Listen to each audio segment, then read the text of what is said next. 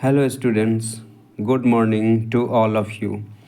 आशा करता हूँ आप लोग अच्छे होंगे और ये भी आशा करता हूँ कि इस वीडियो लेक्चर से पहले मैंने जितने भी लेक्चर अपलोड किए हैं 3 डायमेंशनल कोऑर्डिनेट ज्योमेट्री से रिलेटेड वो आपने देखा होगा, समझा होगा और लाभान्वित हुए होंगे। तो चलिए आज के वीडियो लेक्चर में हम एक नया टॉपिक शुरू करते हैं जो 3 डायमेंशनल कोऑर्डिनेट ज्योमेट्री से ही रिलेटेड है।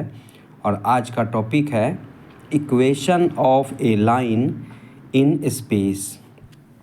मतलब ये है कि अगर स्पेस में कोई लाइन दिया हुआ है तो उसका इक्वेशन हम कैसे ज्ञात करेंगे, वही आज का टॉपिक है। तो equation of a line in a space are of 2 types.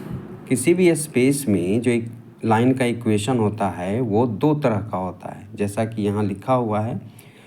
वो पहला प्रकार का जो इक्वेशन है वो है vector equation of a line, और दूसरा प्रकार का जो इक्वेशन है वो है Cartesian equation of a line. तो 2 प्रकार का इक्वेशन ऑफ लाइन क्या हुआ? पहला प्रकार का हुआ vector equation of a line and दूसरा प्रकार हुआ Cartesian equation of a line.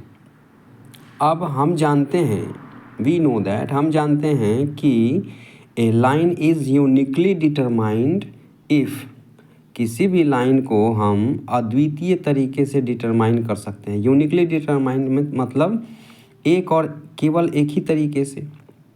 तो एक और केवल एक ही तरीके से किसी लाइन को हम डिटरमाइन कैसे कर सकते हैं, किन कंडीशन में, किन शर्तों के अधीन?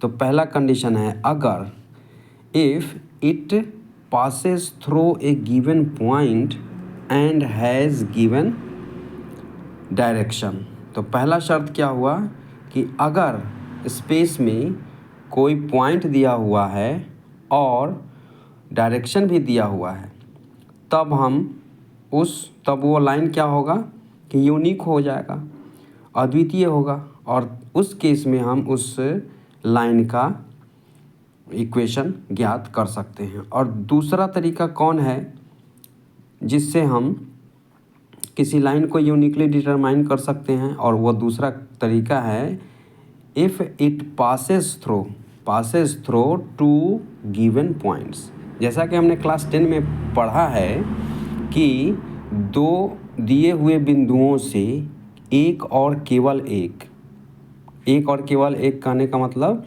कि अद्वितीय यूनिक लाइन ड्रॉ हो सकता है। तो ये 2 कंडीशन है जिसके माध्यम से, जिसको हम ध्यान में रखकर एक अद्वितीय लाइन, एक यूनिक लाइन को ड्रॉ कर सकते हैं। और इन्हीं दोनों कंडीशन में से पहला कंडीशन के बारे में हम आज पढ़ेंगे, एक्सप्लेन करेंगे और सीखेंगे कि किसी लाइन का इक्वेशन कैसे हम डिटरमाइन कर सकते हैं। जब कंडीशन क्या होगा, जब वो लाइन किसी दिए हुए पॉइंट से पास करे और किसी दिए हुए वेक्टर मतलब डायरेक्टेड लाइन के पैरेलल हो। वही है फर्स्ट कंडीशन है कि equation of a line through a given point ए, एक पॉइंट ए है दिया हुआ है, तो उस पॉइंट ए से पास करता हुआ लाइन एंड पैरेलल, ये साइन जो है वो पैरेलल का है, ये साइन पैरेलल का साइन है, parallel to a given vector B. तो ये कंडीशन हुआ। यहाँ हमने इसको समझने के लिए फिगर भी ड्रॉ कर दिया है। तो फिगर में हमने सबसे पहले फिगर को समझते हैं।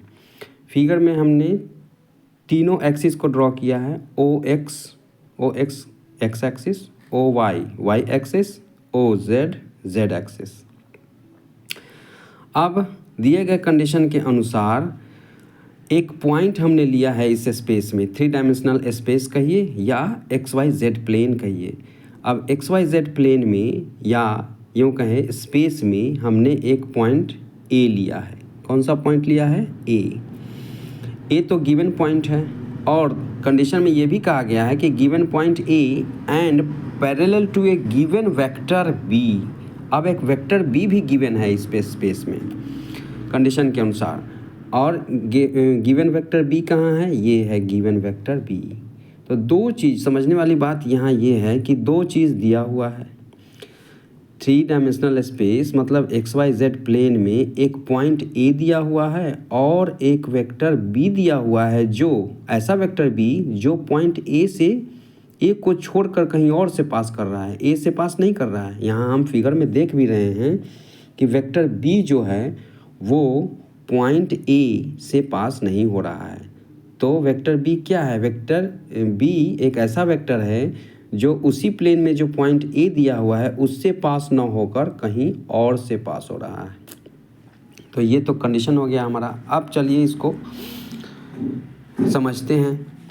Let A be any point and B be A point है और B क्या है, वेक्टर है। तो वही दोनों दिया हुआ है, उसी के बारे में यहाँ लिखा गया है कि let A be any point and B be any vector.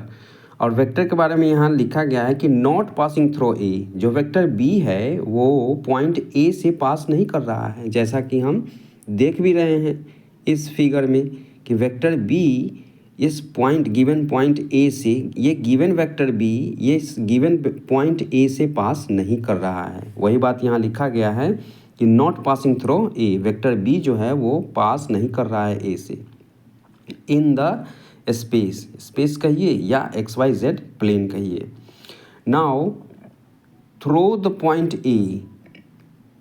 A से होकर we draw a line L, हम लाइन एक L खींचेंगे और इस तरह से खींचेंगे such that L parallel to vector B। अब इस फिगर में देखेंगे हमारे पास दो ही चीज़ दिया हुआ था, एक पॉइंट A था और एक पॉइंट B था जो A से पास नहीं हो रहा था। तो अब हमने क्या किया कि पॉइंट A से होता हुआ, पॉइंट A से गुजरता हुआ एक लाइन हमने L खींचा, ये वाला, ये लाइन हमने खींचा कहाँ से गुजरता हुआ, पॉइंट A से, जो गिवन पॉइंट था उससे गुजरता हुआ लाइन L। और इस तरह से खींचा कि जो गिवन वेक्टर B है उसके ये पैरेलल हो जाए L क्या हो, पैरेलल भी हो B के, गिवन वेक्टर B के, और L जो है वो पास भी करे गिवन पॉइंट A से। यही यहाँ लिखा हुआ है L parallel to B। We take any arbitrary point P other than A on the line L। अब हमने क्या किया कि एक हमने आर्बिट्ररी पॉइंट P लिया। आर्बिट्ररी कहने का मतलब हम P कहीं भी ले सकते हैं A को छोड़ के, अदर देन A लिखा हुआ है वहाँ, अदर देन A को छोड़कर इस लाइन L पर हम कहीं भी दूसरा पॉइंट एक P लेंगे। यहाँ लिखा हुआ है वही बात, P other than A on the line L। अब क्या है, now by joining the points, अब किसको किसको ज्वाइन करना है, now by joining the points A and P, A और P को ज्वाइन करना है। ये पॉइंट A, ये है पॉइंट A और ये है पॉइंट P। इस A और P को कहाँ से ज्वाइन करना है, विथ द ओरिजिन O से A को ज्वाइन किए तो हमको डायरेक्टेड लाइन OA मिला, O से P को ज्वाइन किए तो हमको डायरेक्टेड लाइन OP मिला। और डायरेक्टेड लाइन का मतलब है कि वेक्टर मिला, वेक्टर OP और वेक्टर OA मिला। और ये वेक्टर सिर्फ वेक्टर ना होकर के पोजीशन वेक्टर है, जो कि यहाँ लिखा भी गया है। किसका पोजीशन वेक्टर, OA किसका पोजीशन वेक्टर है, पॉइंट A का। OP किसका पोजीशन वेक्टर है, पॉइंट P का। तो OP और OE हमको पोजीशन वेक्टर मिला पॉइंट P का और पॉइंट A का। और इस पोजीशन वेक्टर OA को हमने वेक्टर A से डिनोट किया है और इस पोजीशन वेक्टर OP को हमने वेक्टर R से डिनोट किया है। तो वही सब बात यहाँ लिखा हुआ है। Now by joining the points A and P from the origin O we get OA, vector OA and vector OP as the position vectors of the points A and P। अब OA वेक्टर जो मिलाने पर O को A से मिलाने पर OA vector मिला और O से P को मिलाने पर OP वेक्टर मिला। ये पोजीशन वेक्टर है किसका, पॉइंट A का और पॉइंट P का रेस्पेक्टिवली क्रमशः। अब आगे let us denote vector O A is equal to vector A and vector O P is equal to vector R, और इसको हमने इक्वेशन 1 मान लिया। इक्वेशन 1 माना है हमने इसको। वेक्टर ओ ए को ए मान लिया, ए से डिनोट कर दिया, और वेक्टर ओ पी को हमने आर से डिनोट कर दिया। वही बात यहाँ लिखा हुआ है, और उसको डिनोट करने के बाद हमने इक्वेशन 1 मान लिया यहाँ पे, इक्वेशन 1। नाउ अब क्या है कि चूँकि since L parallel to vector B given है, यहाँ गिवन है, दिया हुआ है कि जो लाइन एल है वो पैरेलल है वेक्टर बी के। अब जब एल जो है वो वेक्टर बी के पैरेलल है, इसका मतलब क्या हुआ, implies that A P vector A P is parallel to vector B. क्यों? क्योंकि vector A P is a part of line L. Vector A P जो है, वेक्टर ए पी वो एक भाग है लाइन एल का, और हम यहाँ देख रहे हैं कि चूँकि लाइन एल पूरा का पूरा लाइन एल क्या है, ये वेक्टर बी के पैरेलल है। ये दोनों फिगर में हम देख रहे हैं, ये दोनों लाइन पैरेलल है। जब पूरा लाइन एल बी के पैरेलल है तो क्या ए पी जो एल का ही पार्ट है वो A P vector A P B के पैरेलल नहीं होगा? ये अवश्य होगा। तो वेक्टर ए पी जो है वो पैरेलल हो गया वेक्टर बी के। वही बात यहाँ लिखा गया है कि वेक्टर ए पी पैरेलल हो गया वेक्टर बी के, जो कि A P is a part of line L. A P जो है, वेक्टर ए पी जो है वो लाइन एल का ही एक पार्ट है। अब क्या हो गया, implies that vector A P is equal to lambda B, lambda into vector B. Vector A P is equal to lambda into vector B, where lambda is some real number.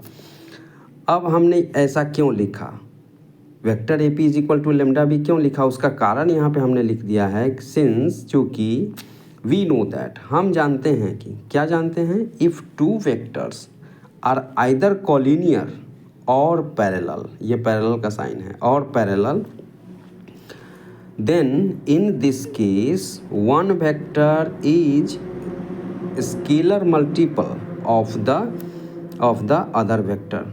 कहने का मतलब है कि अगर दो वेक्टर, दैट इज़, इसका मतलब ये हुआ, दैट इज़ यानी कि if A and B are collinear, A और बी क्या है, दो वेक्टर है।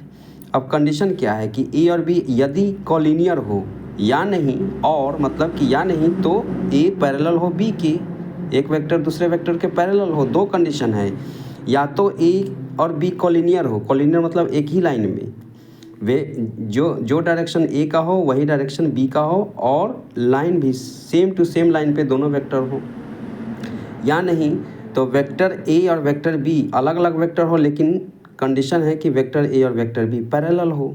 तो इस दोनों केस में अगर ऐसा दो केस है हमारे पास, तब हम देन इन दिस केस, तब इस स्थिति में हम क्या लिखते हैं, A is equal to lambda B.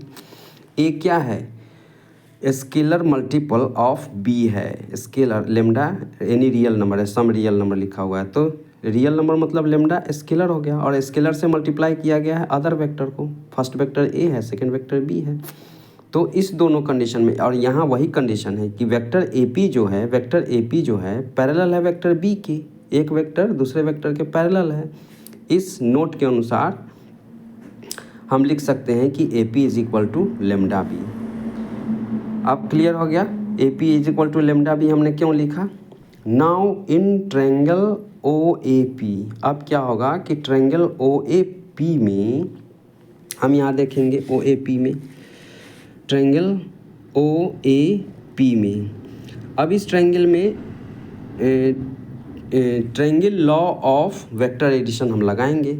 यहाँ देखिए vector addition, O A, vector O A plus vector A P is equal to vector O P, by, क्यों हम ऐसा लिखें, by triangle law of addition of two vectors. अब triangle law of addition of two vectors हम पढ़ चुके हैं, उसके अनुसार वेक्टर ओ ए, इसका डायरेक्शन इस प्रकार से है, और उसी सेम डायरेक्शन, इनिशियल पॉइंट, ये फाइनल पॉइंट, फिर जहाँ से फाइनल है उस वहीं से दूसरे वेक्टर का इनिशियल शुरू होता है, इनिशियल पॉइंट फाइनल पॉइंट, दोनों का डायरेक्शन एक ही जैसा है, एक दिशा में है।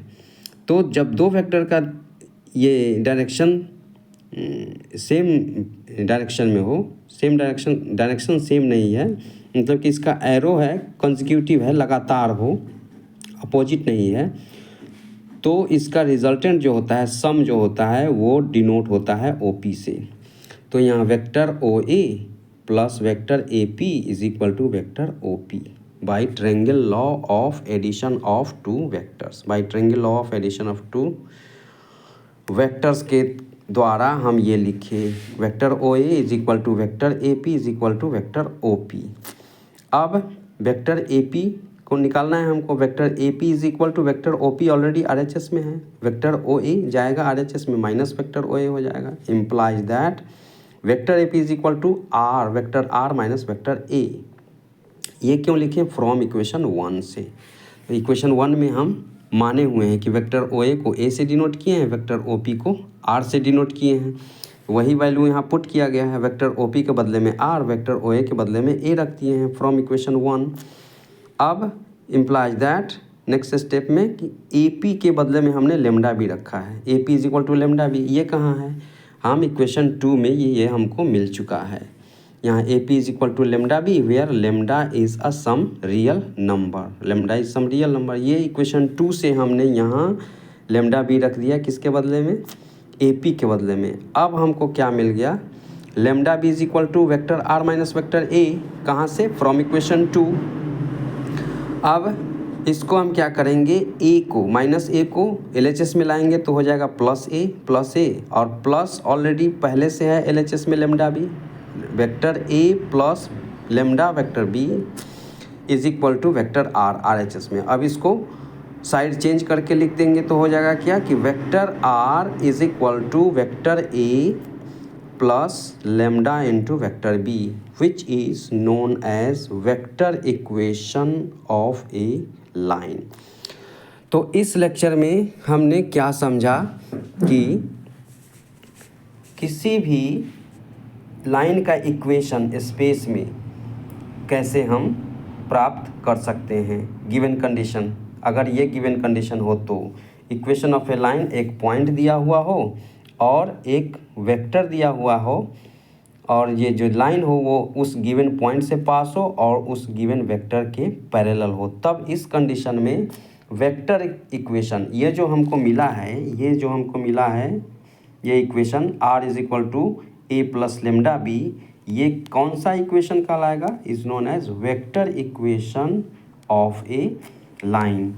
अब अगला जो इक्वेशन, नेक्स्ट टाइप जो इक्वेशन है वो Cartesian equation of a line, जिसके बारे में हम नेक्स्ट वीडियो लेक्चर में चर्चा करेंगे। और आशा है कि आज का लेक्चर आप लोगों को समझ में आएगा। और आज के लिए इतना ही। जय हिंद, जय भारत।